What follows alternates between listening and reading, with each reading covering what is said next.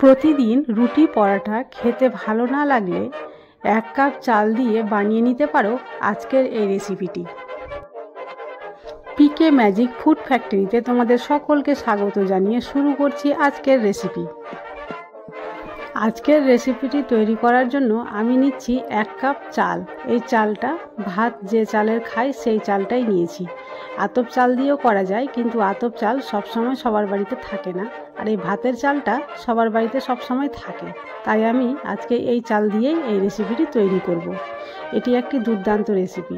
এই রেসিপিটা করার আগে আমি এই চালটাকে ভালোভাবে ধুয়ে নিয়েছি, বেশ কয়েকবার ধুয়েছি। তারপরে আরও খানিকটা জল দিয়ে একে সারা রাত্রি রেখে দিয়েছিলাম এইভাবেই। এই আজকের রেসিপিটিকে তোমরা একটি হেলদি ব্রেকফাস্ট বা হেলদি স্যান্ডউইচও বলতে পারো। তবে ভিডিওটি স্কিপ না করে প্রথম থেকে শেষ পর্যন্ত দেখতে থাকো।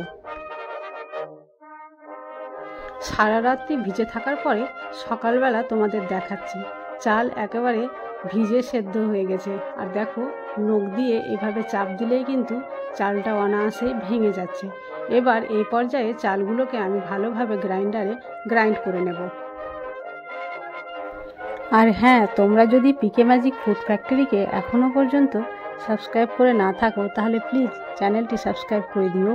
আর যদি আগে থেকে সাবস্ক্রাইব করে থাকো তাহলে তোমাদের জন্য রইল অশেষ ধন্যবাদ। চালটা ভালো করে গ্রাইন্ড করা হয়ে গেছে, আর দেখতেই পাচ্ছ কতটা মসৃণ হয়েছে। এবার সেই গ্রাইন্ড করা মিশ্রণটি আমি একটা মিক্সিং বোলে ঢেলে নিচ্ছি।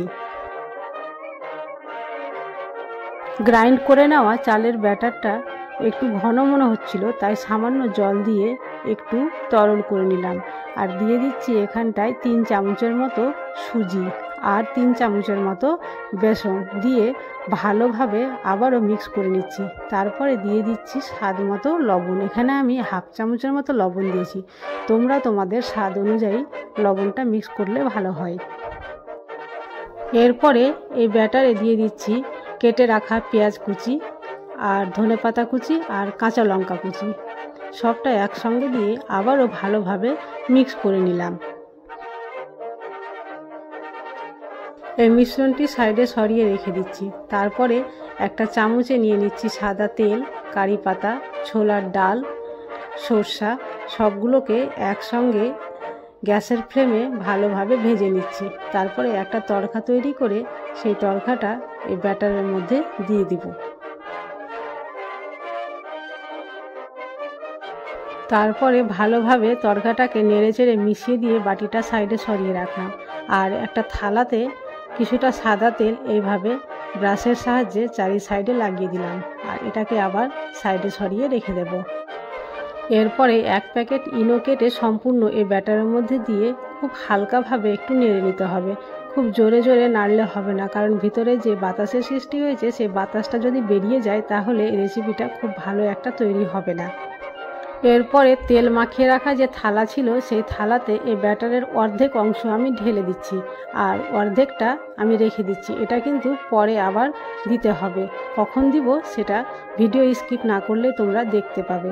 এবার এই থালাতে যে অর্ধেক ব্যাটার দিয়েছি সেটা একটু ড্যাব ড্যাব করে রেখে দিলাম। আর অন্যদিকে গ্যাসের ফ্লেম অন করে একটি পাত্রে জল দিয়ে ঢেকে রেখেছিলাম। জলটা ফুটে গেছে। এবার সেই জলের মধ্যে যে স্ট্যান্ড আছে এই স্ট্যান্ডে এই থালাটা আমি বসিয়ে আবারও ভালোভাবে ঢাকনা দিয়ে ঢেকে প্রায় মিডিয়াম আঁচে রেখে দেব 10 মিনিট। 10 মিনিট পরে তোমাদের খুলে দেখাচ্ছি। 10 মিনিট পরে চলে এসেছি।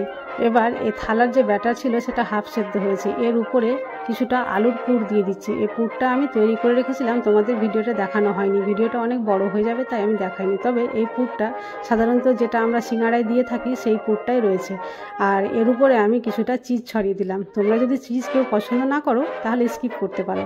আর যে ব্যাটারটা আমি অর্ধেক রেখেছিলাম এবার সেই ব্যাটারটা এর উপরে ভালোভাবে দিয়ে দিচ্ছি।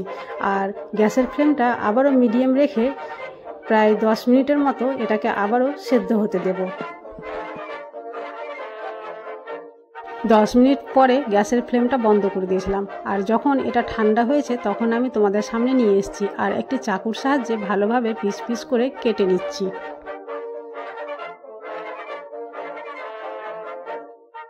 খুব অল্প সময়ে আর সামান্য উপকরণ দিয়ে তোমরা খুব সহজেই বাড়িতে তৈরি করে নিতে পারো এই স্যান্ডউইচ। এই স্যান্ডউইচ রেসিপিটি তোমরা বাড়িতে একবার হলেও ট্রাই করো। প্রত্যেক দিন রুটি পরোটা খেয়ে একঘেয়েমি মনে হলে এটা একদিন অন্ততপক্ষে ট্রাই করতেই পারো।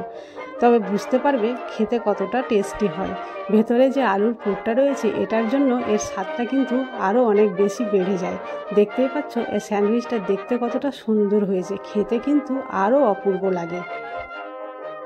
আজ তাহলে এই পর্যন্তই। কাল আবার দেখা হবে অন্য কোনো ভিডিওতে। ততক্ষণ পর্যন্ত তোমরা সবাই সুস্থ থাকো, ভালো থাকো।